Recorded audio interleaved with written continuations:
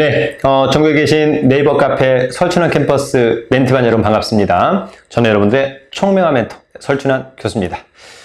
아침부터 낙찰받은 인천 공장, 명도, 또 변호사 선임, 네, 상당히 타이트하게 지낸 하루입니다. 실제 이론도 중요하지만 실전, 현장에 대한 경험 상당히 중요하다, 이런 생각이 듭니다. 오늘도 여전히 제가 쓴 부동산 경매 처음 공부, 책을 가지고 설명을 또 해보도록 하겠습니다. 오늘은 여러분 페이지 133페이지. 중요한 것은 경매 물건에 대한 지역 분석, 물건 분석, 토탈에서 임장 Q&A 시간입니다. 첫 번째 질문입니다. 검색해서 경매 물건을 찾은 후에 현장에 갈 때 유의해야 할 사항은 무엇입니까? 라고 하는 질문이 실전에서도 상당히 많은 편입니다.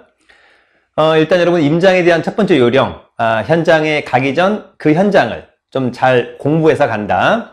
특히 지도를 좀 많이 봐서 그 지도를 보고 또 내 나름의 A4 용지를 놓고 한번 그려보는 거죠. 가령 마곡을 간다. 그러면 가령 발산역, 마곡역, 송정역, 김포공항역, 마곡역에서 북쪽으로 마곡나루역, 우측으로 양천향교역, 양천향교역과 이를테면 발산역 중간에 있는 많은 오피스텔, 그 왼쪽에 보타닉공원, 이를테면 이랜드, 코롱, LG 사이언스, 그죠? 넥센 타이어, 이런 것들이 들어온다. 마곡나루에 보타닉 프루지오, 오피스텔, 랜드마크, 이런 것들이 있다. MIC, 그 다음에 스타필드 마곡, 그 다음에 홈앤 쇼핑, 이를테면 이런 것들이 있다. 14단지가 있다. 15단지가 있다. 엠벨리 7단지, 6단지, 8단지, 강서 세무서, 그죠? 이를테면 이런 것들이 있다라고 하는 그림을 먼저 한번 그리면서 가면 좋겠다라고 하는 점이 있습니다. 더불어서 지도도 중요하지만 네이버 부동산이나 다른 어떤 블로그나 다른 사람들의 어떤 임장 후기 이런 것들도 한번 보고 가면 대단히 좋겠다라고 하는 점이 있었습니다. 그 지역의 정보, 뉴스 이런 것들, 그죠? 또는 2030 서울 생활권 계획 또는 서울 플랜 이런 것들을 많이 보고 가는 것도 중요하겠다. 두 번째 질문입니다. 부동산의 시세와 그 지역에 대한 정보는 어디서 확인하고 어떻게 확인하면 좋을까? 자, 부동산 소재지 근처에 가면 부동산 중개업소가 있습니다. 사실 입찰을 위해서라면 중개업소 못해도 한 3-4군데 적정한 가격, 팔고자 할 때의 가격, 사고자 할 때의 가격, 그러면 진정한 시세는 얼마인가 이런 것들을 좀 물어보면 좋을 것 같고요. 중개업소에 가서는 굳이 호재를 많이 물어볼 필요가 없습니다. 어차피 호재는 다 이야기해 줍니다. 악재를 물어보는 습관. 변전소가 있다. 악취가 난다.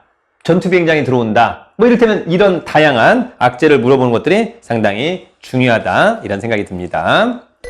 자, 임장은 언제 가나요? 라고 하는 점이 있는데 사실 임장은 신건 또는 예정 물건일 때 자주 많이 가본다.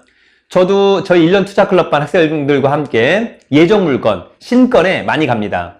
예정 물건에 가면 중개업자분들도 사실 경매 나오는 것들을 전혀 몰라요. 그래서 저도 오히려 좋은 정보를 주고 상대방도 좋은 정보를 주는 그런 윈윈하는 그런 부분들이 될 수 있겠다. 여러 번 유찰될 물건을 가게 되면 이미 많은 사람들이 여러 번 왔었기 때문에 중개업자분들도 상당히 좀 피곤해한다라고 하는 점을 꼭 기억을 해두시면 좋을 것 같고요.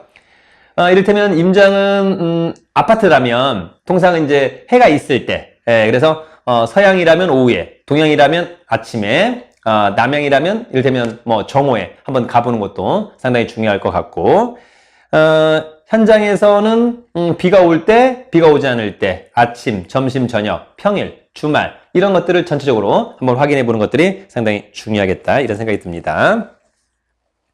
자, 세 번째 질문인데요. 자, 경매로 나온 부동산의 내부를 임장에서 확인할 수 있나요? 라고 하는 점이 있는데 어떤가요, 여러분? 사실 경매를 일반 매매보다 싸게 살 수 있는 이유 중에 하나는 내부를 볼 수 없다라고 하는 점. 그러나 내부를 꼭 못 보는 거냐? 꼭 그렇지는 않습니다. 특히 소유자, 배당받는 임차인들이 있었을 때는 배를 눌러서 양해를 구하면 꼭 안 보여주는 것은 아니었더라라고 하는 점이 있습니다.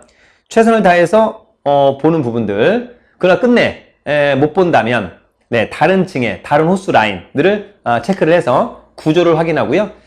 최악의 경우에는 일정한 비용을 들여서 리모델링을 한다라고 하는 점으로 여러분들이 체크를 하시면 좋을 것 같습니다.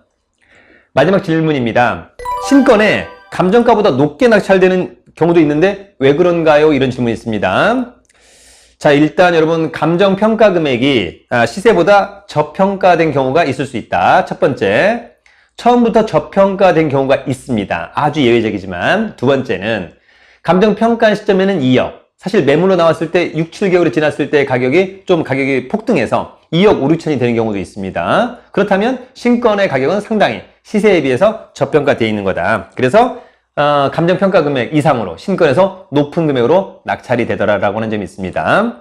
가끔 어떤 분들이 이런 질문을 합니다. 아니, 시세가 이를테면 한 4억인데 굳이 왜 4억에 낙찰받냐? 또는 4억 5백에 낙찰받느냐? 이럴 수 있습니다.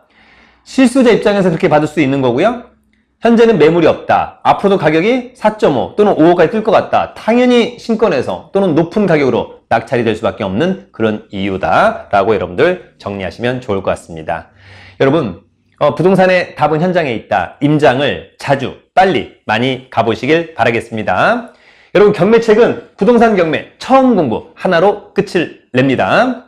저희 네이버 카페 설춘환 캠퍼스에 질문해 주시면 최선을 다해서 답변을 드리도록 하겠습니다. 여러분, 화이팅!